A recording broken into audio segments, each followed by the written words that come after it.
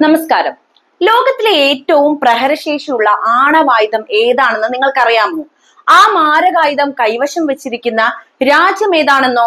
അമേരിക്കയുടെ പോലും ഉറക്കം കെടുത്തിയ ആ വജ്രായുധം കൈവശമുള്ള രാജ്യം സാക്ഷാൽ സോവിയറ്റ് റഷ്യയാണ്. ആ ഭീമാകാരിയായ ആണവായുധത്തെ കുറിച്ചാണ് ഇന്ന് പറയാനുള്ളത്. ലോക ചരിത്രത്തിൽ മനുഷ്യൻ ഇന്നുവരെ നിർമ്മിക്കുകയും അതുപോലെ തന്നെ പരീക്ഷിക്കുകയും ചെയ്തതിൽ വെച്ച് ഏറ്റവും വിനാശകാരിയായ ആണവായുധമാണ് സോവിയറ്റ് യൂണിയന്റെ സർ ബോംബ അഥവാ ഇവാൻ. ശീതയുദ്ധത്തിന്റെ അതായത് കോൾഡ് വാറിന്റെ മൂർധന്യാവസ്ഥയിൽ അമേരിക്കയ്ക്ക് മേൽ തങ്ങളുടെ ആണവ ശക്തിയുടെ മേൽക്കൈ പ്രഖ്യാപിക്കുന്നതിനായിട്ടാണ് സോവിയറ്റ് യൂണിയൻ ഇത്തരമൊരു ആണവായുധം രൂപകൽപ്പന ചെയ്യുന്നത്. തെർമോ ന്യൂക്ലിയർ ബോംബ് ശാസ്ത്ര ലോകത്തെയും ലോക രാഷ്ട്രീയത്തെയും ഒരുപോലെ ഞെട്ടിച്ച ഒരു ബോംബ് തന്നെയാണ്. 1961 ഒക്ടോബർ 30 ആർട്ടിക് സമുദ്രത്തിലെ വിദൂര ദ്വീപ് സമൂഹമായ നൊവയ സെംലയിൽ വെച്ചാണ് ഈ ഭീകരമായ ബോംബ് പരീക്ഷിക്കപ്പെടുന്നത്. സർ ബോംബയുടെ സ്ഫോടന ശേഷി ഏകദേശം 50 മെഗാടൺ TNTക്ക് തുല്യമായിരുന്നു. ഇത് 1945 ഹിരോഷിമയിൽ പ്രയോഗിച്ച അണുബോംബിനേക്കാൾ ഏതാണ്ട് 3000 മടങ്ങ് അധികം ശക്തിയുള്ളതാണ്. യഥാർത്ഥത്തിൽ ഈ ബോംബ് 100 മെഗാടൺ ശേഷിയിൽ നിർമ്മിക്കാനാണ് സോവിയറ്റ് ശാസ്ത്രജ്ഞർ ലക്ഷ്യമിട്ടിരുന്നത്. എന്നാൽ റേഡിയോ ആക്റ്റീവ് മലിനീകരണം നിയന്ത്രിക്കുന്നതിനും പരീക്ഷണം നടത്തിയ വിമാനത്തിന്റെ സുരക്ഷ ഉറപ്പാക്കുന്നതിനും വേണ്ടി അവസാന നിമിഷം ഇതിന്റെ ശേഷി പകുതിയായി കുറയ്ക്കുകയായിരുന്നു. ഈ കുറവ് വരുത്തിയിട്ടും സ്ഫോടനം സൃഷ്ടിച്ച പ്രകമ്പനങ്ങൾ ലോകമെമ്പാടുമുള്ള അലയൊലികൾ സൃഷ്ടിച്ചിരുന്നു. അതായത് അത്രയും ഭീകരമായിരുന്നു എന്നർത്ഥം. സാർ ബോംബയുടെ ഭൗതികമായ രൂപകൽപ്പനയും അതിശയിപ്പിക്കുന്നതായിരുന്നു. ഏകദേശം 8 മീറ്റർ നീളവും 2.1 മീറ്റർ വ്യാസവും 22 ടണ്ണോളം ഭാരവും ഉണ്ടായിരുന്നു ഇതിന്. സാധാരണ ബോംബുകളിൽ ഉൾക്കൊള്ളാൻ കഴിയുന്നത്ര വലുതായിരുന്നു ഇത്. ഈ ബോംബ് വഹിക്കാനായി ഒരു Tu-95 ബോംബർ വിമാനം പ്രത്യേകം പരിഷ്കരിക്കേണ്ടതായി വന്നു. പരീക്ഷണ സമയത്ത് സുരക്ഷ ഉറപ്പാക്കാൻ വിമാനത്തിന് ബോംബുമായി അകലം പാലിക്കാൻ സമയം ലഭിക്കുന്നതിനായി വലിയൊരു പാരച്യൂട്ടിലാണ് ഇത് താഴേക്ക് അയച്ചിരുന്നത്. സ്ഫോടനം നടന്നതിന് ശേഷം ഉടലെടുത്ത അഗ്നിഗോളം ഏകദേശം 8 കിലോമീറ്ററോളം വിസ്തൃതിയിൽ പടർന്നു. ഇതിൽ നിന്നും ഉയർന്ന കൂൺമേഘം 60 കിലോമീറ്ററിലധികം ഉയരത്തിലും എത്തിയിരുന്നു. സ്ഫോടനത്തിന്റെ ആഘാത തരംഗം ഏകദേശം 700 കിലോമീറ്റർ അകലെയുള്ള കെട്ടിടങ്ങളുടെ ജനൽ ചില്ലകൾ പൂർണ്ണമായും തകർത്തു. ഈ ബോംബിന്റെ വിനാശകരമായ ശക്തി ലോകത്തെ മുഴുവൻ വലിയ ഭീതിയിലാഴ്ത്തിയിരുന്നു. സർ ബോംബയുടെ ഈ പരീക്ഷണം രാജ്യങ്ങൾക്കിടയിൽ ആണവായുധങ്ങളുടെ ഒരു പുതിയ മത്സരത്തിനാണ് തിരികൊളുത്തിയത്. എന്നാൽ ഇത്രയും ഭീകരമായ ഒരു ആയുധത്തിന്റെ പ്രയോഗം അന്താരാഷ്ട്ര സമൂഹത്തിൽ വലിയ ആശങ്കയുണ്ടാക്കിയിരുന്നു. ഇതിന്റെ ഫലമായി അന്തരീക്ഷത്തിൽ ആണവ പരീക്ഷണങ്ങൾ നിരോധിക്കുന്നതിനുള്ള ഉടമ്പടികൾ, പാർഷ്യൽ ടെസ്റ്റ് ബാൻ ട്രീറ്റി അതായത് PTBT പോലെയുള്ള ആണവ നിയന്ത്രണ ചർച്ചകൾക്ക് ഇത് കൂടുതൽ ശക്തി നൽകി. സൈനിക ആവശ്യങ്ങൾക്കായി ഉപയോഗിക്കാൻ കഴിയാത്തത്രയും വലുതും വിനാശകരവുമായ ഈ ബോംബ് പിന്നീട് കൂടുതൽ നിർമ്മിക്കപ്പെടുകയോ വിന്യസിക്കപ്പെടുകയോ ചെയ്തില്ല എന്നതാണ് നമുക്കിവിടെ എടുത്തു പറയാനുള്ളത്. സർ ബോംബ ഒരു പ്രഹരശേഷിയുടെ പരമാവധിയെ അടയാളപ്പെടുത്തുകയും ആണവായുധങ്ങളുടെ ഭീകരമായ പ്രത്യാഘാതങ്ങളെ കുറിച്ച് ലോകത്തിന് മുഴുവൻ ശക്തമായ മുന്നറിയിപ്പ് നൽകി. ആണവായുധങ്ങൾ പ്രത്യേകിച്ചും സർ ബോംബ പോലുള്ള ഭീകരമായവ ഇന്നവ ഉപയോഗത്തിൽ ഇല്ലെങ്കിൽ പോലും അതിന്റെ ഭീകരത നമ്മൾ മനസ്സിലാക്കണം. റഷ്യ നിലവിലെ അമേരിക്കൻ നാറ്റോ സഖ്യത്തോടുള്ള വൈദ്യത്തിന്റെ പേരിൽ പ്രയോഗിക്കുകയാണെങ്കിൽ ഉണ്ടാകുന്ന അവസ്ഥയെക്കുറിച്ച് വിശകലനം ചെയ്യേണ്ടതുണ്ട്. കാരണം ഇവർ തമ്മിൽ എപ്പോഴും അടിയാണല്ലോ.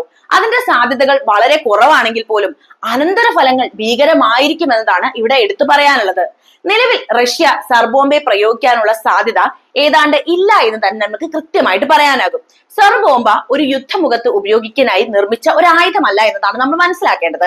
മറിച്ച് ശീതയുദ്ധ കാലത്തെ ഒരു പ്രകടന ആയുധമായിരുന്നു. അതായത് സോവിയറ്റ് യൂണിയൻ ഇത്ര ശക്തി ഉണ്ട് എന്നതിന്റെ പ്രകടനമായിരുന്നു. അതിന്റെ ഭീമാകാരമായ വലിപ്പവും റേഡിയോ ആക്റ്റീവ് മാലിന്യം ഉണ്ടാക്കുന്ന പ്രശ്നങ്ങളും കാരണം അത് സൈനികമായി പ്രായോഗികമല്ല എന്നത് സത്യമാണ്.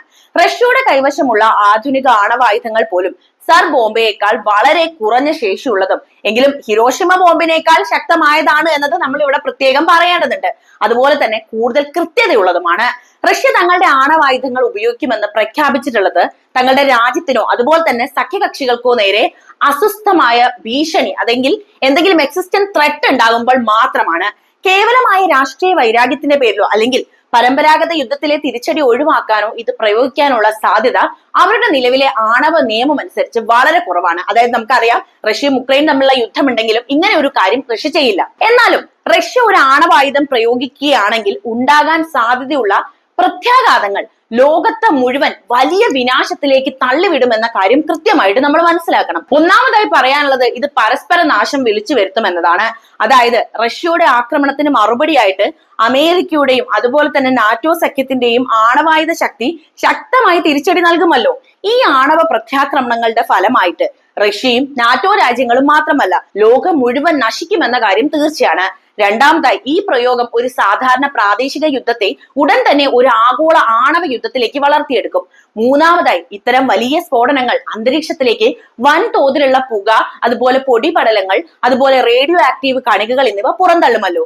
ഇത് സൂര്യപ്രകാശത്തെ തടയുകയും ഭൂമിയിൽ താപനില കുത്തനെ കുറയ്ക്കുകയും ചെയ്യുന്ന ആണവ ശീതകാലത്തിന്, അതായത് ന്യൂക്ലിയർ വിന്ററിന് കാരണമാകും.